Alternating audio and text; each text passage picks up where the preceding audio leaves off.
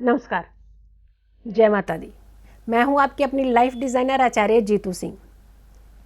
हम उस पड़ाव पर आ रहे हैं जिसका आपको बेसब्री से इंतज़ार होता है, यानी जिन्होंने भी नवरात्र रखे हैं, पूरे नवरात्र रखे हैं, और ख़ास करके घर में घट स्थापना से लेकर के पूरी अखंड ज्योत से लेकर के और अब स्थापना की जो विधि आती है वो आखिरी पड़ाव होता है कन्या पूजन पर जाकर के जो कंप्लीट होता है।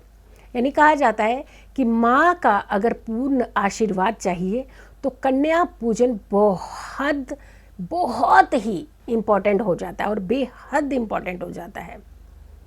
कन्या पूजन की जब बात आती है तो हमारे सामने सिर्फ एक ही तस्वीर आती है कि आज तो माँ हमारे घर में आ चुकी है और हमें आशीर्वाद देने ही आ चुकी है। लेकिन आपको हमेशा एक डर सा भी रहता है कि कहीं कोई कमी तो नहीं रहेगी, कुछ हो तो नहीं गया, कुछ हमसे ऐसी विधियां छूट तो नहीं गई, क्योंकि हमने 8 दिन 9 दिन नवरात्र रखे हैं, तो क्या माता हमसे प्रसन्न हुई भी है या नहीं। अगर ये डाउट है तो आप इस कन्या पूजन के साथ उस डाउट को पूरा क्लियर कर सकते हैं। अगर कोई कमी रह भी गई है भूल चूक से, तो क्षमा याचना करते हुए जब आप ये कन्या पूजन करते हैं तो आपकी वो मान्यता माँ बहुत भोली है, बहुत जल्दी मान जाती हैं। तो आप क्षमा याचना करते हुए आप इस विधि को करें ताकि आपकी अगर कोई गलती से चूक हो गई है ताकि माँ आपको क्षमा कर दे और आपको भरपूर आशीर्वाद दे। सबसे पहले तो कहा जाता है कि कन्याओं को बिठाना कैसे चाहिए। देखिए, जब आपने माता का आदर सत्कार करके उन्हें अपने घर में न्योता दिया था, यानी घट स्थापना जब आपने की थी, तो पूरे 1 दिन पहले से आपने तैयारियां शुरू कर दी थी। 1 दिन नहीं मानो, आपने कई दिन पहले से तैयारियां शुरू कर दी थी। लेकिन अब आया एक ऐसा पड़ाव जहाँ तो वाकई ही ज़रूरत है तैयारी करने की। एक तो सबसे पहले कहा जाता है कि कन्याओं को जब आप पूजना चाहते हैं, जब आप अष्टमी या नवमी की कन्या पूजन करना चाहते हैं, तो सबसे पहले कन्याओं को आदर सहित न्योता दे करके आए। यानी ऐसे ही कहीं भी राह चलते हुए पकड़ लेना, कभी 2 इकट्ठी कर ली फिर 4 इकट्ठी कर ली, तो ऐसे नहीं किया जाता। हमेशा या तो इकट्ठा ग्रुप में लेकर के आएँ, और कम से कम कहा जाता है कि 9 कन्याओं को लाना चाहिए और साथ के साथ एक लड़का, यानी जो लंकूर का रूप जिसे भैरव का रूप कहा जाता है, उसे ज़रूर पूजना चाहिए। और जब भी कन्याएं आपके घर में आ रही हैं तो जयकारों के साथ उनका अंदर आदर सत्कार से आपको अंदर बिठाना चाहिए, अपने घर में उन्हें अंदर लेकर के दहलीज अपने घर की पार करवानी चाहिए। कन्याओं की आयु की अगर हम बात करते हैं तो 2 वर्ष से 10 वर्ष की आयु ही होनी चाहिए और इनकी संख्या 9 होनी चाहिए, और साथ के साथ एक लड़का जिसे हम भैरव का रूप मानते हैं वो भी ज़रूर होना चाहिए। अब 2 वर्ष से जो 10 वर्ष की कन्याएं हैं, इसके पीछे रीज़न क्या है, लॉजिक क्या है, ये समझना बहुत ज़रूरी होता है कि क्यों 2 वर्ष की कन्या। 2 वर्ष की कन्याओं में ऐसा कौन सा रूप होता है। 2 वर्ष की कन्या का कुमारी का रूप होता है, और 3 साल की कन्या का त्रिमूर्ति, 4 साल की कन्या का कल्याणी रूप होता है, और 5 साल की कन्या का रोहिणी रूप होता है। 6 साल की कन्या का रूप होता है कालिका, और 7 साल की कन्या का रूप होता है चंडिका। 8 साल की रूप होता है कन्या का शाभंभी, और 9 साल की रूप होता है दुर्गा, और 10 साल की कन्या का सुभद्रा। तो देखा आपने, हर कन्या के पीछे एक रूप है, एक कहानी है, एक मिथ है। और ख़ास करके कहा जाता है कि ऐसे नहीं कुछ भी चीज़ें बनी हैं। संस्कार जो होते हैं वो हर एक नींव के ऊपर उसके पीछे कोई एक लॉजिक है, एक कहानी है। कन्या पूजन के समय आपको सबसे पहले प्रातः उठ करके स्नान कर लेना चाहिए, और फिर करना चाहिए उसके बाद कन्याओं को जो प्रसाद लगाना है, भोग लगाना है, उस भोग की तैयारी। पूरी, हलवा, खीर, कुछ लोग खीर भी बनाते हैं, भुना हुआ चना ज़रूर बनाना चाहिए, और ये सारी सामग्री को तैयार कर लेना चाहिए। अब कन्याओं को आरामदायक बिठाना चाहिए, यानी उनके बैठने की व्यवस्था बहुत अच्छी होनी चाहिए, यानी वो बहुत कंफर्टेबल होकर के बैठे। यानी ऐसे उनको अगर बैठने की भी जगह नहीं मिलेगी तो वो कैसे पूजन आपका पूर्ण करवाएंगी। पैरों को धोना बहुत ज़रूरी माना जाता है, स्वच्छ करने उनके पैरों को, ये आपको आशीर्वाद मिलता है। फिर उसके पैरों को धोने के बाद उन्हें पैरों को ज़रूर पोंछना चाहिए और पैर छू करके आशीष भी लेना चाहिए। उसके बाद अक्षत, फूल और कुमकुम लगाना चाहिए।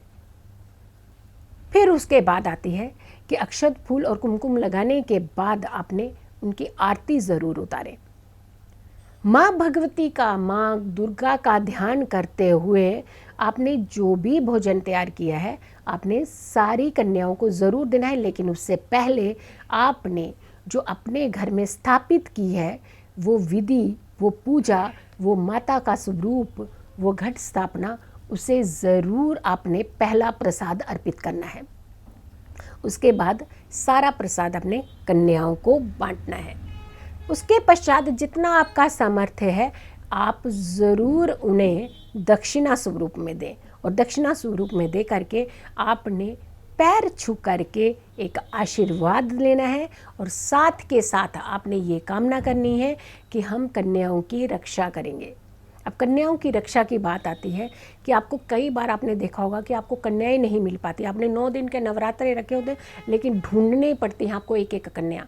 देखिए कहीं कोई भूल चूक तो नहीं हो चुकी आपसे।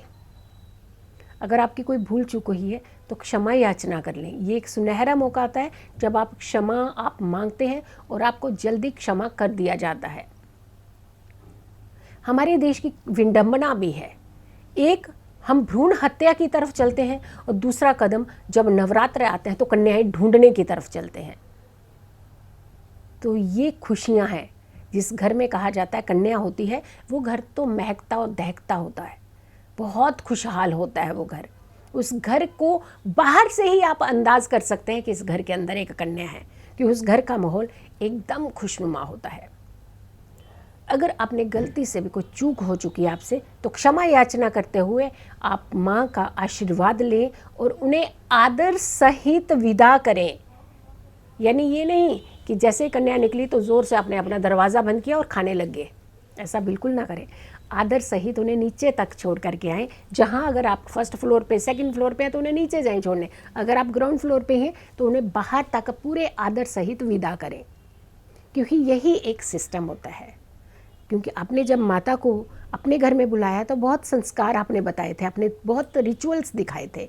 लेकिन जब एक ऐसा पड़ाव जहाँ माता साक्षात आपको आशीर्वाद देती है तो वहाँ चूक करने की गुंजाइश नहीं रखनी चाहिए। माँ को आपने ऐसे ही विदा करना है और ये कामना करते हुए विदा करना है कि आपने फिर से मेरे घर आना है और मेरे घर को खुशियों से भर देना है। और ये आशीर्वाद दे करके आप जाएं और हमेशा हमारे साथ बने रहें। अपना आशीर्वाद हमारे ऊपर, हमारे परिवार के ऊपर हमेशा बना करके रखें। लेकिन एक चूक हम देखते हैं अक्सर परिवार कर देते हैं। जब भी हम कन्याएं बिठाते हैं और हमारे घर के जो बुज़ुर्ग लोग होते हैं उन्हें हम अंदर कर देते हैं, उन्हें हम पूजन ही नहीं करने देते हैं, उन्हें हम इसका हिस्सा ही नहीं बनने देते हैं। हम खुद ही हर चीज़ कर देना चाहते हैं। नहीं, एक माँ को दिल को तड़पा करके आप दूसरी माँ को प्रसन्न कैसे कर सकते हैं?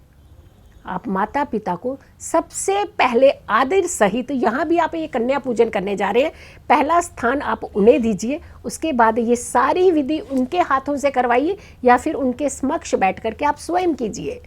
तो आपको एक नहीं 2-2 आशीर्वाद एक साथ मिलते हैं। तो ऐसे में आप आशीर्वादों से वंचित रहना छोड़ दीजिए। जिस घर में बुजुर्ग शांत होते हैं उस घर में खुशियां हमेशा बरकरार रहती हैं। और जिस घर की कन्या शांत होती है उस घर में तो लक्ष्मी का आह्वान होता है। और जिस घर में कहा जाता है बहुएं खुश रहती हैं उस घर में धन हमेशा बना रहता है, अन्न और धन से भंडार बने रहते हैं। और जिस घर के आस पड़ोस की कन्याएं सुरक्षित होती हैं उस घर की कन्याएं हमेशा सुरक्षित रहती हैं। कि हम दूसरों की कन्याओं को जब सुरक्षा प्रदान करते हैं तो हमारे घर की कन्याएं हमेशा सुरक्षित रहते हैं। इस नियत को आप अपने अंदर अपना लें, इस पॉजिटिविटी को आप अपने अंदर अपना लें। यकीन मानिए कभी आपकी घर की कन्याएं, घर की महिलाएं, घर की माताएं कभी कष्ट में नहीं रहेंगी। और अगर वो कष्ट में नहीं रहेंगी तो आपके घर में कोई कष्ट छू भी नहीं सकता। माँ के ये नवरात्र आपके लिए शुभता लेकर के आए हैं और शुभता दे करके जाएं। यही कामना करना चाहती हूँ। आप जिस तरीके से विधि हमने बताई है उस विधि को आप कंप्लीट करें और आप माँ का आशीर्वाद पाएँ। अगर आपने मेरे चैनल को सब्सक्राइब नहीं किया है तो आचार्य जीतू सिंह के चैनल को सब्सक्राइब करें। आप मुझे इंस्टाग्राम पर और टिकटॉक पर भी फॉलो कर सकते हैं। और आपने अगर मुझसे मिलना है या फ़ोन पर ही आप कंसल्टेंसी चाहते हैं, आप दूर रहते हैं, नहीं आ पाते हैं, तो आपको जो ये नंबर दिए हुए हैं नीचे, नंबर पर आप कॉल करके आप मेरे स्टाफ से बात करके अपनी अपॉइंटमेंट फ़िक्स करा सकते हैं और जो प्रोसेस है उसे फॉलो करके। जल्दी हाजिर होंगे एक अच्छी वीडियो के साथ। तब तक के लिए आप मुझे विदा दें। नमस्कार, जय माता दी।